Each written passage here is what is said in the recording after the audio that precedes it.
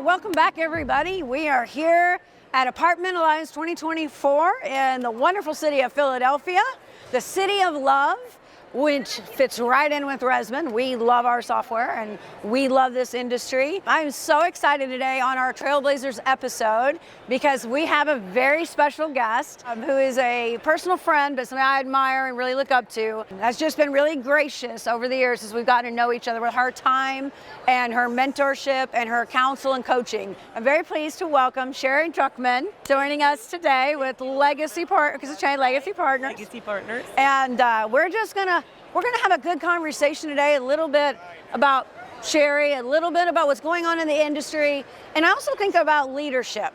You know, we want to talk about leadership because we're what we would call it a wartime situation, like wartime CEOs, right? What does it mean to be a leader in a challenging time? So sit back. If you're watching, enjoy the show. If you're listening, well, thank you for letting us into your ear today. So we're going to get started. So first, thank you for joining us. Thank you for having me, Elizabeth. Yes. I really admire you and what you're doing and blazing trails yourself. Well, it takes a village. Yes, it does. Multifamily is a village, for sure. I am definitely one that needed the village. So let's get started. Can you just tell our audience just a little bit about what you do at Legacy Partners and just a little bit about your career? Okay, so I am the Regional Vice President for Legacy Partners. I'm based in Seattle. I have oversight over the Pacific Northwest, Oregon, Washington, Colorado, and Wyoming. And the favorite states for legislative things. Where things happen first. Yes. Or things are thwarted first. Yes. Oh, nicely done. That's our mission. Nice or thwarted first. I like that. So I started my career in 1994. Ironically, 30 years. Oh my gosh, we're the same. Year. I thought I was much older than you. Oh my gosh. She's now not my favorite guest. Just kidding. So we share that 30th year anniversary. Wow. Okay, good. Well, I don't know about you, but I completely fell into it. Yes. I was living in the Midwest, and I came out to visit my twin sister, who was studying at the University of Washington as a grad student. And what was supposed to be a 2-week visit turned into me sleeping on her couch, going down to the I went down to the local temp agency, which was called Business Careers at the time. Yeah. And I said, I need some temp work. And the assignment that they gave me was on Lake Union. And it consisted of office, retail, multifamily, oh my God, industrial, and mortgage. So I was thrown into an environment as like the office manager of all of these different asset classes. Talk about a young commercial management, all assets of it, all at once. What an introduction. Right, wow. And that's what I did for several years and fell in love with the asset classes. Okay. And one in particular? One in particular. I was going to say. Multifamily. Okay, just forgive me because I don't know. What was the last one you said? The mortgage? Oh yeah, this is a wild. Mortgage. Mortgage. Oh, it's boat slips. Oh, okay. I was like, that's unusual. Yeah. So, of course, I love that. I've made a lot of friends. I've spent a lot of time on the water. Okay. I'm guessing that industry has perks. Yes. All right. So then you chose you gravitated towards multifamily. I did. Okay. Actually, what happened at the time was I knew that I wanted to make a difference, and the most impact was, where do people create their foundation? Where do they create their homes? And it's in their living situation. Right. So I had the opportunity, and this actually is what really was a game changer for me. Okay. Was joining Trammell Crow Residential Services in the late 90s. Yep. Yeah. That really set me up for such. Yeah, I didn't know that was part of your history. Yes. Yeah, and so for our audience, there's a lot of younger people in the industry who may not realize how many of our largest players in the space and multifamily, a lot of them originated out of specifically Trammell Crow. Yeah. Incubator. Yeah, amazing. Amazing. First of all, the integrity and character and respect and just being basically They moved. into that and mindset of Trammell Crow himself. Yeah, they really moved our industry forward. I hadn't really thought of that in perspective. So pioneers, right, moved our industry forward. Oh, that's fantastic. I know you're with affordable housing, and you work with affordable housing. You did in your last role too, right? Well, I have a real passion for affordable housing, but the irony is more of my product is market rate with an affordable component. Okay, so tax credits or? Yes. Okay. So I have in the past had assets that were pure affordable with a capital A. Okay. Mostly it's all mixed income with some component of affordable housing. But I think that for me, I have been really gravitating towards a real focus on affordable housing for all income levels. Right. So wow. So see what we learn on a podcast? So I have my experience with you and just watching you and sitting on sessions and hearing you talk and listening to you on other podcasts over the years. I knew you had this passion for basically solving the housing affordability problem in the country. And I guess I just assumed you were a part of your career was long-term affordable housing. So. I know, but what happened? Well, kudos to you because you come off like you've been around. I've had my fair share of React scores, which are now our Inspire inspections. Yeah.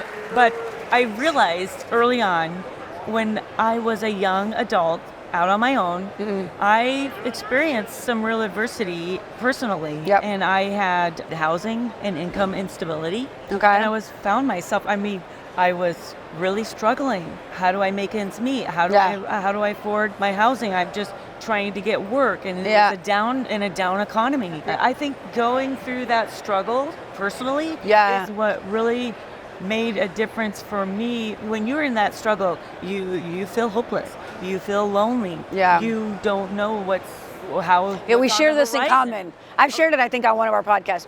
My family comes from that, so I 100% understand. And that's kind of what given the age of our software platform, when we took on building the affordable housing components, probably people might have thought was crazy. If you ask our investors and lenders, they definitely thought it was crazy because we weren't in the normal maturity rate to take on that big of a development project, a piece of the core PMS. But the more I learned about it and this passion from being in that situation, it was the right thing to do. When you experienced it, it was from when you were a young girl, right? Yeah. And all the way through. Oh, and into when I found myself being a single parent again.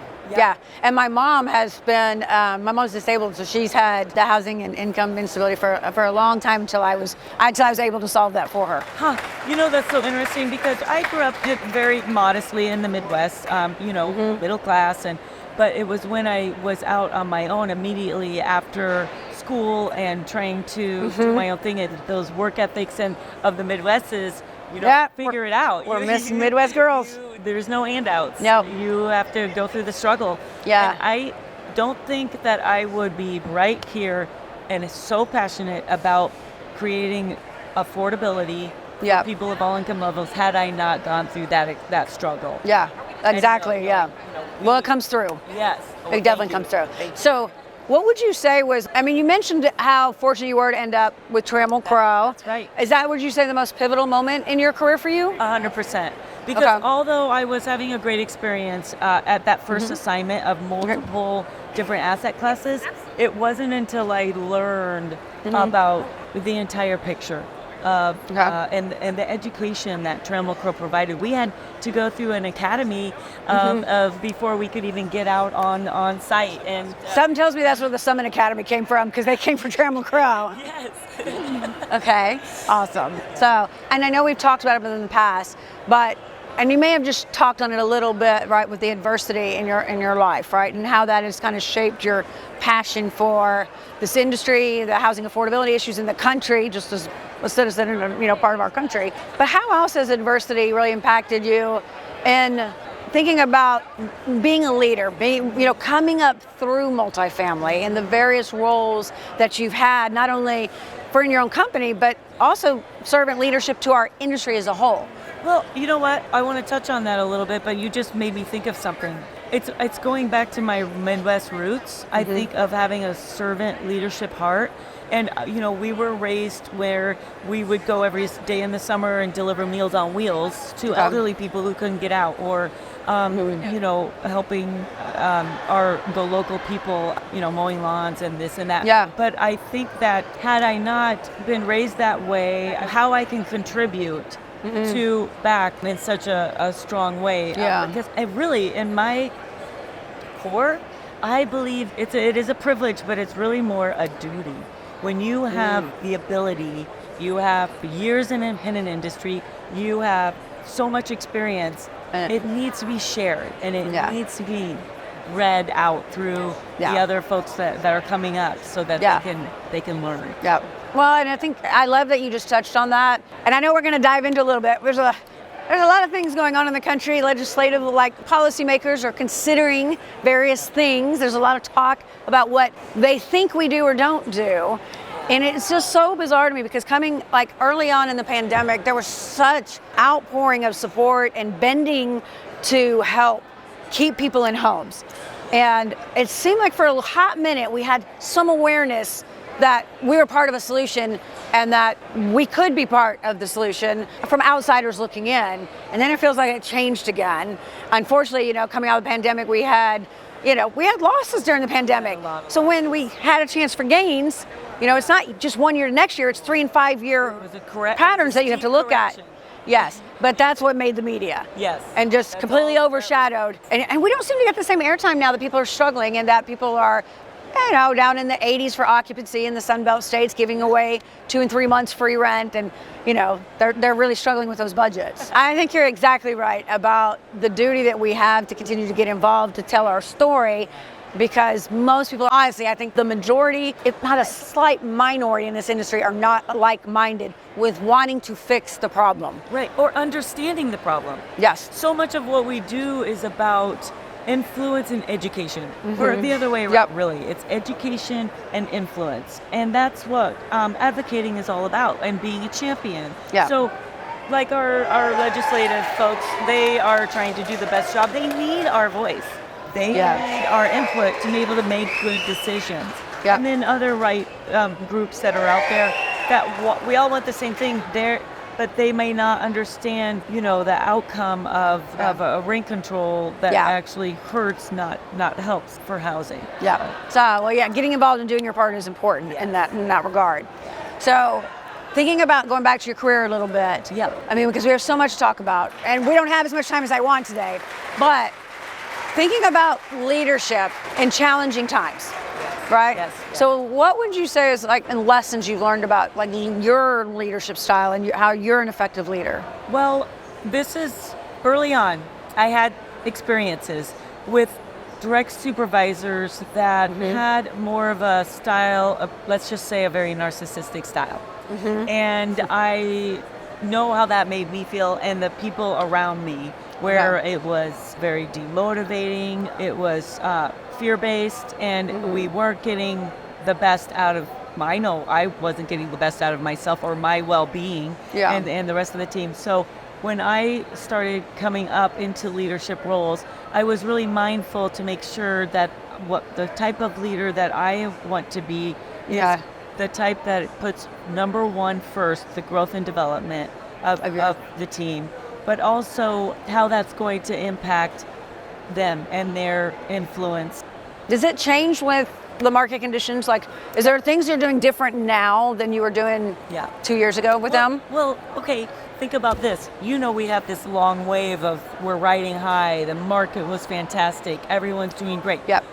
The rubber meets the road in a down economy. Yes. That's where the true test of management. Is the true testimony of savvy operators. And I think that's where we have to go back to not just riding this wave, but really being super vigilant on our strategy, on revenue maximization and operating efficiently and being best in class. Yes. So what's the key to doing that right now? The key is, I think, leveraging technology, making sure you hire right, but invest back in your people as well. I think that we're moving so quickly right now. It's so fast-paced. Yeah. that we have to stop and pause and remember. What I call it is people management, not property management. Yeah, If we well, have the right people. You're right. We're- Because once it's built, you're not doing a whole lot. Exactly, right. Yeah. Well, apparently the crowds agree too. Apparently. I think it'll be a challenging year. Well, that's what my it's an next election. question. Oh, Yes. okay. Okay. So my next question is, what's most challenging about the environment we're in right now and going into next year?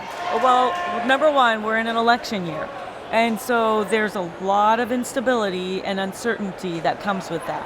Okay. And by that you mean for Politically- us, as far as the impact to us, as far as owners and operators and members. Yes.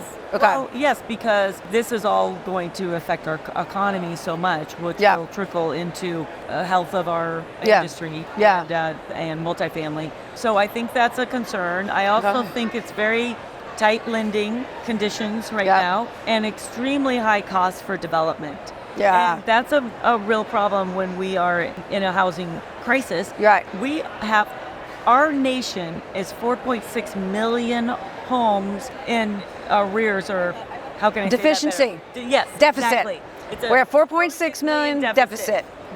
We need that many homes by 2030 just to keep up with demand.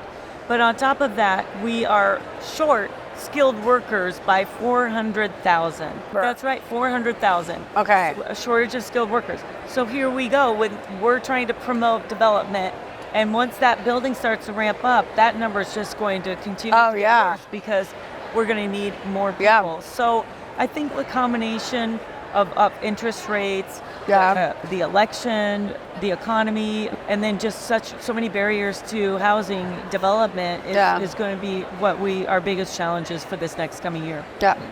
Do you feel like is it incumbent on us to step in and figure out how to solve those, or are we truly dependent on policymakers? I think it's a partnership. Okay. I think we need them and they need us. So how do we help us help you? And so now more than ever, it's going to be a ramp up period where we have to have our voices heard. Mm-hmm. We have to mobilize. Do you know in Washington State last year, that was the most frenetic session legislatively in the history of Washington State. We had more bills introduced, and it was a short session because it was a biannual year. And so we had more introduced, which it just shows you how much of a need there is for us to get housing as a spotlight, I think, for all jurisdictions around the country. Yeah. So. Well, and it's funny because I was actually having this conversation with my Uber driver. Oh, you were? Yes, it's funny because I don't know how we got into this conversation. Well, I probably started it. But we were talking about, and he was just asking the question when he found out what I did. That's how it started, about, what will it take and to help us balance out rents. And, so we went down that path, and I was educating him about the supply and demand imbalance. And he's like, isn't it in your benefit? And this is just a normal person, right? He's like, don't, as owner operators, don't you want to keep the supply the way that it is because you're making these high rents? And I was like, yeah, but I was like, you would think that, but I assure you, the investors and the investors who are dependent on this asset and want to make money would much rather have 10,000 units at $100 less rent, $200 less rent than 5,000 at $100 more rent, right? Because it's volume. And I think it made me think about how that gets lost in our messaging, because I think that's the general perception. We know our policymakers have never run properties, they don't always own assets, but that's the reality. Yes, we take a hit, we got to absorb the surge of supply, but long term, we can make more money with more apartments. That's right, and also what's misunderstood is that the stigma that landlords are greedy, and the misunderstanding about the cost of operating. And it's the NAA graphic, I don't know if you've seen it, 7 cents. The dollar, the split down of the dollar. Right, taxes, insurance are big concerns. Just maintenance, deferred maintenance, and being able to keep quality of housing on the market. Yep. That's why you have to get involved, educatively, legislatively speaking. We got to help. We got to tell our story. Yes. We got to give them our ask and educate them on why, right? Exactly right. Okay. All right. So now that I know that you have a large presence in market rate. Talk to me about, because we are in challenging conditions. Yes. You've years of experience. You're a domain expert, right? I have no doubt that you know the path to be successful in these conditions. So I guess that's what I would ask you is if you had property managers and regional managers sitting here for our live audience today, what would you tell them about succeeding in an overly competitive market right now, knowing they have financial goals they have to hit? What do they need to know? So for sure, they need to be early adopters of technology.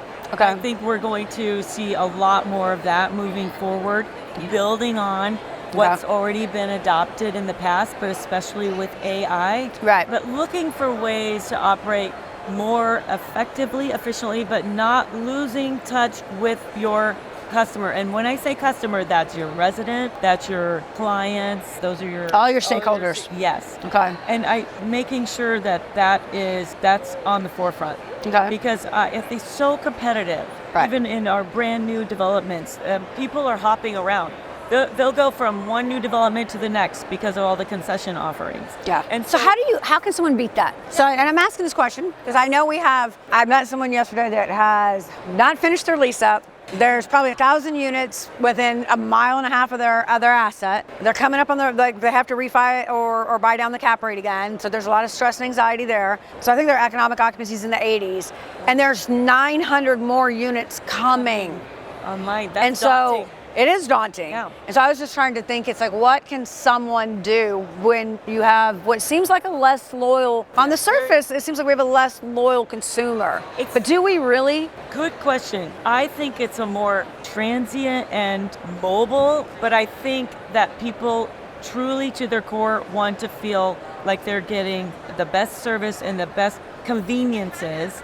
And that's their home, that they can really feel like a personal connection with their community. Yeah. And so I think in building, we need to be really mindful about creating these areas within the community that keeps people there, that creates less of a hassle for them to have to go out of the community, but bridging the community together. Building bonds and connections. Yes. Yes. And the tools. We need to adopt the tools. I think we're going to see a lot more AI. And because not only are our resident base more mobile, but they're more savvy. And time is a luxury. And the more we can give our residents time back, if they need to do any kind of need and get that communicated to us quickly and where we can respond quicker, I think we're going to see a lot more focus on that. Yeah. So, we got into this interesting conversation yesterday in between some of the sessions. And I don't know if you ever did this when you were at your leasing, when you're trying to teach people how to sell on value, not price. The benefits right? and the features. Yes, and you think about that, like, did you ever have that ticker tape? Like you would have that exercise where this is back when we wrote things down, people, but you'd have your piece of paper and you would write things down then, like a perceived value for it to justify the price you were asking. Right, because you wanted to have them equate that value to their pocket book. Yes. Right? So it occurred to me yesterday, it's like, I don't know, innovative, out of the box thinking, but it's been there the whole time. I just don't think we've identified it. It's when somebody moves in, and like these people that we just talked about, right? They're not through with their lease up. They have renters going from one to the other, right? When somebody agrees in your property to move in your new lease up and they're paying your rent, they've agreed to. Right. They really don't have any perceived value of what you said about service and the community, the sense of belonging. And so if you put plans around doing that post move in, then when you come back for the renewal and they're thinking about moving over to the other place, you can go through that exercise and help remind them what you've done for me lately, right? Is that Janet Jackson? What have you done for me lately? But I think of it in terms of dollars and cents. Yes. Because now I know what my level of service is or isn't. Well, and it's that intrinsic value that we're building every day. That's the opportunity. Yes. That's the differentiator right there. I remember we used to do a side-by-side of the cost of moving versus renewing. Yes. And the flyer. Yes. We all had the flyer. Keep them there because it's going to be so much a hassle and cost of moving. But it's a reminder. It's instilling it. It's breeding it basically throughout the community, and then making sure they recognize that when it's time to renew. Okay, so that tells me that anybody that's listening, coming out of this event, this is an area we can work on, and we probably have to help educate people on how to have that conversation, because there's an art to it. It's sales. You're reselling them basically on, it's not just, hey, stay or go. It's reselling them on the value. But now you have more cards. Now more cards, but it's that interpersonal relationship that really has to be finessed, and it has to be genuine. So you think we'll get, there's a lot of talk about AI and will it replace my job? Will it not replace my job? Do you think realistically we will get to a point where AI is replacing our frontline staff to the point we don't have frontline staff? I think there are certain companies that may try to go down that route more than others. I hope not, because I think it's so important to keep that connection with your resident base and keep it human. Yes. Right? But I do think we'll see a lot more centralization. But in my opinion, it's using that technology to take away the mundane tasks so that our team can get back to what's most important. Which is this. Yes. Yes, I agree. So before we wrap up, I have two more things for you. Okay. One, because I came to this event and before NAA Apartmentalize kicks off, we have our committee meetings, right, for being involved, and I got to sit in on the legislative committee, and which I highly advise. I mean, I've been coming for 10 years. I've learned so much. I wish I'd gotten involved sooner as an operator, but honestly, most of my knowledge came from being on the supplier side. Very eye-opening, and I was really fascinated with your presentation about what we're doing to help our message get out and tell our story. Yes. And so I was going to ask you if you could tackle on that for just a second, because I think it's really exciting. I think it is too. I'm stoked that we're doing it. I love it. Okay. I'm so thrilled about it. So thank you for bringing this up. This is called Advocate Academy. Okay. And, I went through the Leadership Lyceum program. Yes. And that really helps, future leaders, people can get involved and serve. So in a way, this is similar but different. This is specifically designed to help people who might already have some experience and promise, but yet this really will take it to the next level to make them more of an expert advocate, to where they can really go in and meet with their members of Congress, feel confident, because that's intimidating. It's very intimidating. And this takes all of the guesswork and all of that unknown out of it, where they're going to get immersed training. There were 73 applicants that were either nominated or assigned, and then a committee went through and narrowed it down to 25. There are 25 spots on the academy. And their first experience will be going to the Rawls event in Texas in late June and July, and they'll get the training during that session. And this cohort will be the first cohort to go through different training sessions to get ready for advocating. Yes, and we expect to have, one way or another, it's going to be a different year in 2025. Yes. We'll have a lot of new members of Congress that we need to educate. So the people that are part of the program, was there a certain criteria that kind of tied them together? Yes. Are they a certain level of leadership, or? Well, there needed to be some initial exposure of, have you ever gone to Day on the Hill? Do you have any key contacts? But that's not necessarily a requirement.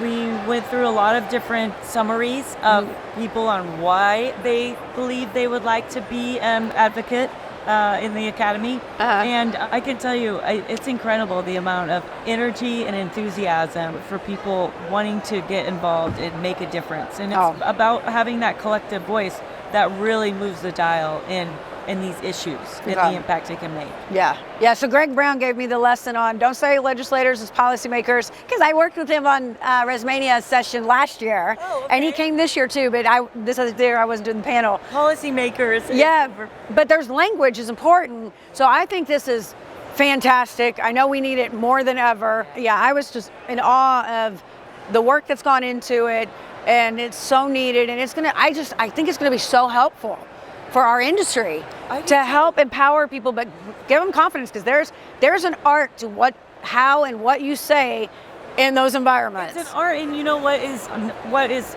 incredible is we go and have these meetings on the Hill, but it's the follow-ups that really make a difference and create lasting relationships. This group is going to get really trained on how to make an impact in those relationships. Awesome. Yeah. Well, I can't wait to see how this plays out. Me too. I couldn't think of a better year, and I think, we probably need some changes with our policymakers in general. So I think we also have some fresh blood, and it'll be a perfect time to bring those groups together. So that's really exciting.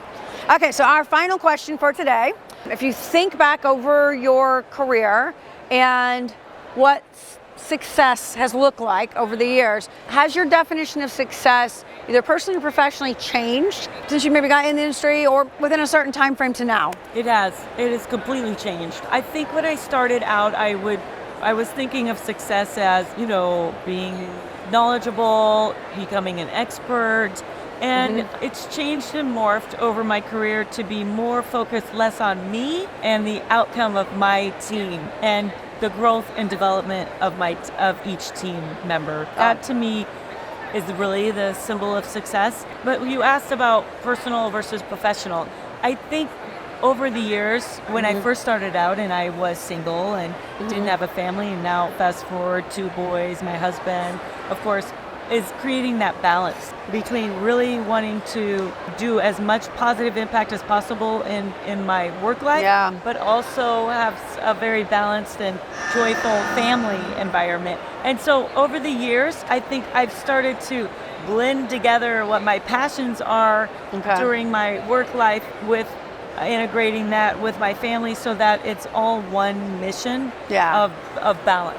Oh. I have to share with you, my late father-in-law had this analogy that was really memorable. You think of it as a tightrope. Think of someone on the tightrope with the long balance bar, and you could stay on the tightrope if you don't lean one way too far to the left, too far to the right. You could pretty much stay right on that tightrope. And so I always try to keep that in mind. Oh, wow. My balance. Yeah. That, I think, is a success. Yes. Yeah. Well, I love that. Well, I am so thankful that you joined us here today. I hope you had a little fun. I did. Of course I do. How could we not? Yeah. Well, I just think you're amazing, and I'm, like I said, I'm in awe of your passion and how it's materialized over the years which is a housing affordability crisis in the country. And I can't think of anybody better to be involved on NAA's part. And I look forward to working with you. We have some people here that are pretty passionate about affordable housing as well at Resman. Some of the original Trailblazers. I think I introduced you to Janelle and Rue Fox, but Janelle Ganem in particular has been behind the scenes advocating and passionate for almost 30 years herself, specifically in affordable. So yeah, the more I learn, the more I'm just in awe of all of you who are making such a difference. And I'm excited about our advocacy, and there's just so many good things that are going to be coming out, and bless you and coming out here, and you're going to have a great year, and people are just, I have no doubt your teams are killing it. Thank you. All right. Likewise, Elizabeth. Okay, guys, well, that's it. That's a wrap for us today. Thank you for joining us on Prop Talk. Make sure you subscribe to wherever you get your podcasts, whether it's Spotify or Apple Music, so that you can learn all things in the multifamily ecosystem from Prop Talk, powered by Resman. Hope you guys have a great day, and we'll see you hopefully next year at NAA Apartmentalize.